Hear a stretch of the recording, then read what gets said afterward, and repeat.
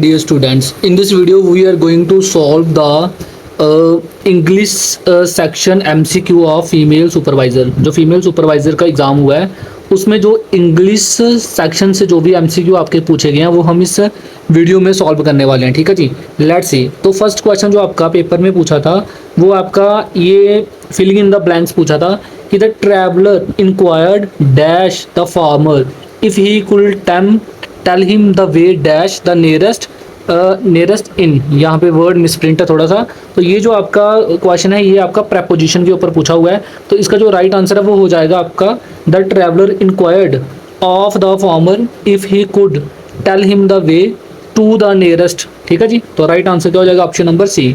Next question आपका idiom पे पूछा हुआ है। ईडियम आपका पूछता है कि सॉल्ट ऑफ द अर्थ की जो ईडियम है इसका क्या मतलब है। देखो ये सॉल्ट ऑफ द अर्थ जो ईडियम है इसका मतलब होता है कि संबंध जो कि आपका जेन्युइन गुड और ऑनेस्ट हो उसके लिए यूज़ की जाती है सॉल्ट ऑफ द अर्थ की। ये क्या है? सॉल्ट ऑफ द अर्थ है। ठीक है जी, तो राइट आंसर क्या हो जाएगा? Option number B.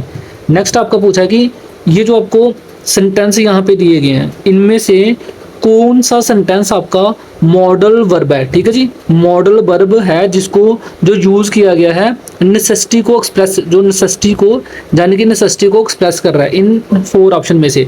तो यहाँ पे आप जब सारे ऑप्शन को पढ़ोगे तो आपको पाएंगे आप कि ये जो फर्स्ट ऑप्शन है A, that is you should take a break. यहाँ पे ये जो सेंटेंस है ये कह रहा है कि you should take a break, आपको ब्रेक लेनी चाहिए। तो ये क्या यहाँ पे बता रहा है, ये शो कर रहा है यहाँ पे आपकी नेसेसिटी। ठीक है जी, तो ये क्या हो जाएगा आपका राइट आंसर। ठीक है जी, नेक्स्ट क्वेश्चन यहाँ पे पूछा है कि फिलिंग इन द ब्लैंक्स में क्वेश्चन पूछता है कि I will definitely help John. तो यहाँ पे आपने बताना कि ही डैश इट। यहाँ पे क्या आएगा? ये जो है आपका टेंस के ऊपर क्वेश्चन है। देखो यहाँ पे वो कह रहा है कि I will definitely help John if dash it, अगर वो डिजर्व करेगा। यहाँ पे जो आपका टेंस यूज़ हो रहा है वो यूज़ हो रहा है आपका सिंपल फ्यूचर। ठीक है जी, फ्यूचर सिंपल टेंस यहाँ पे यूज़ हो रहा है। तो यहाँ पे आपका क्या आएगा?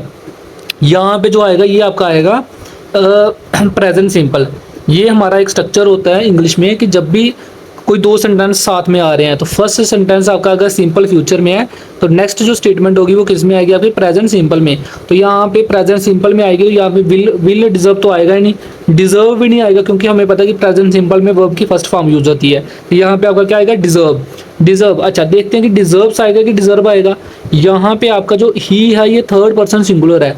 तो हमने ऑलरेडी पढ़ रखा है कि थर्ड पर्सनल जब भी सिंगुलर होगा तो वर्ब कैसी आएगी? सिंगुलर आएगी। तो इसलिए हम इसके साथ क्या लगाएंगे? डिजर्व्स। जब भी वर्ब के साथ एस को हम लगाते हैं तो वर्ब क्या बन जाती है? हमारी सिंगुलर। तो इससे इस तरह यहाँ पे आपका क्या आएगा? डिजर्व्स। ठीक है जी, तो deserves will be the right answer. ये आपका हो जाएगा आंसर। ओके, देखो ये आपका स्टेटमेंट जो है आपका पूछा हुआ क्वेश्चन, इसमें आपने अरेंज करके बतानी है जो स्टेटमेंट पहले कौन सी स्टेटमेंट आएगी।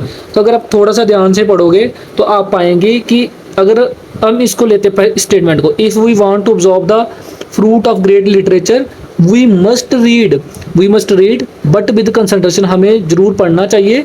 अगर हम जो ग्रेट लिटरेचर के फ्रूट को ऑब्जॉर्व करना चाहते हैं हमें जरूरी मस्ट रीड करना चाहिए, बट विद किसके साथ? कंसंट्रेशन के साथ। Concentration them not as we do cricket. जैसे हम क्रिकेट स्टोरी करते हैं वैसा नहीं हमें रीड करना पड़ेगा, हमें कंसंट्रेशन के साथ रीड करना पड़ेगा। तो इसकी जो क्रोनोलॉजी होगी वो हो जाएगी क्या? OPSR। ठीक है जी, ये आपका राइट आंसर हो जाएगा। ये देखो नेक्स्ट आपका क्वेश्चन है यहाँ पे सिनोनिम्स के ऊपर। ऑलरेडी आपको बता कर रखा है कि सिनोनिम्स और एंटोनिम्स आपके पेपर में एक क्वेश्चन पूछा जाता है। तो इसमें वो पूछता है कि कंजुमेशन जो वर्ड है इसका जो है सिनोनिम्स क्या है। ठीक है जी, सिमिलर मीनिंग। सिनोनिम्स मतलब सिमिलर मीनिंग का हमने वर्ड बताना है। देखो कंजुमेशन का जो मतलब होता है वो होता है कि अल्टीमेट कंप्लीशन, किसी चीज़ का पूरी तरह से कंप्लीट हो जाना। ठीक है जी, पूरा हो जाना उसको बोलते हैं कंजुमेशन। ठीक है जी, अल्टीमेट कंप्लीशन इसका क्या हो जाएगा? Right answer. ठीक है जी, ये देखो नेक्स्ट क्वेश्चन आपका पूछता है कि एंटोनिम्स, हमने इसको ऑपोजिट बताना है। वर्ड क्या पूछा हुआ है? डिसोल्यूट। डिसोल्यूट आपका डिसोल्यूट का मीनिंग होता है कोई चीज़ जो आपकी अनएथिकल हो। ठीक है जी, एथिकल ना हो, इमोरल हो, वो आपका क्या हो जाता है? डिसोल्यूट। तो इसका जो एंटोनिम्स है वो क्या हो जाएगा? आपका मॉरल। ठीक है जी, moral will be the right answer. Next आपका जो क्वेश्चन है वो पूछा है यहाँ पे एक्टिव पैसिव वॉइस के ऊपर। ठीक है जी, active passive voice very simple to crack it. Let's see, इसमें वो पूछता है कि is Sara writing the novel. Is Sara writing the novel. पहले तो देख लो ये जो सेंटेंस आपका ये दिया गया आपका V1 + ING की फॉर्म में, जाने की प्रेजेंट कंटिन्यूस की फॉर्म है, ठीक है जी, प्रेजेंट कंटिन्यूस की फॉर्म है। इसमें हमारा आता है वर्ब की फर्स्ट फॉर्म पास आईएनजी, इससे पहले हमारा लगता है इज एम आर, ठीक है जी। इसको जब हम पैसिव वॉइस में कन्वर्ट करेंगे, इसमें क्या आ जाएगा आपका, इज एम आर के साथ हमारा लग जाता है बीइंग, ठीक है जी। बाकी जो सेंटेंस होगा वो हमारा सेम रहेगा। वर्ब की जो फॉर्म होगी वो कैसी आएगी, वर्ब की थर्ड फॉर्म आ जाएगी, ठीक है जी, वर्ब की थर्ड फॉर्म आ जाएगी। तो इसमें हम क्या करेंगे, is Sara writing the novel, तो जो इसका ऑब्जेक्ट है वो सब्जेक्ट बन जाएगा।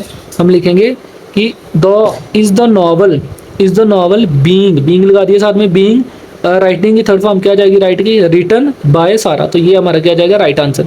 देखो यहाँ पे इज के साथ बीइंग आना था, बाकी जगह आप देख सकते हैं यहाँ पे हैड दिया हुआ, कहीं हैज दिया है, कहीं वाज दिया है, तो ये सारे ऑप्शन नहीं होंगे, हमारा हो जाएगा इज और बीइंग वाला, ठीक है जी। ये हमारा क्या हो जाएगा, राइट आंसर। ये पूछा आपका इंडायरेक्ट नरेशन के ऊपर, ठीक है जी, नरेशन के ऊपर क्वेश्चन है, तो इसमें हमने बताना कि इसकी इंडायरेक्ट स्पीच क्या होगी, ठीक है जी।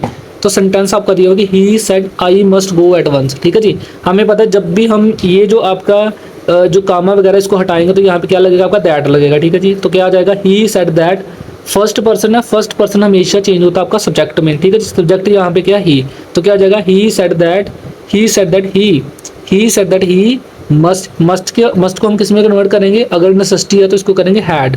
ही said that he had to go at once, बाकी यहाँ पे सिमिलर रहेगा, इसकी जगह हम क्या कर देंगे, हैड टू, ठीक है जी। तो ये हमारा क्या हो जाएगा, राइट आंसर, ठीक है जी। बाकी हमारा सेम रहेगा, ठीक है जी। वर्ब की जो फॉर्म है वो गो की जगह गो ही रहेगी, ये चेंज नहीं होगी, ठीक है जी।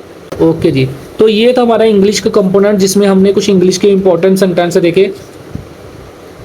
देखो लास्ट जो क्वेश्चन है इंग्लिश का वो आपका है एरर के ऊपर, ठीक है जी। ये आपका सेंटेंस दिया जिसको 4 पार्ट में डिवाइड किया, तो आपने बताना है कि इसमें से एरर कौन से पार्ट में है, ठीक है जी।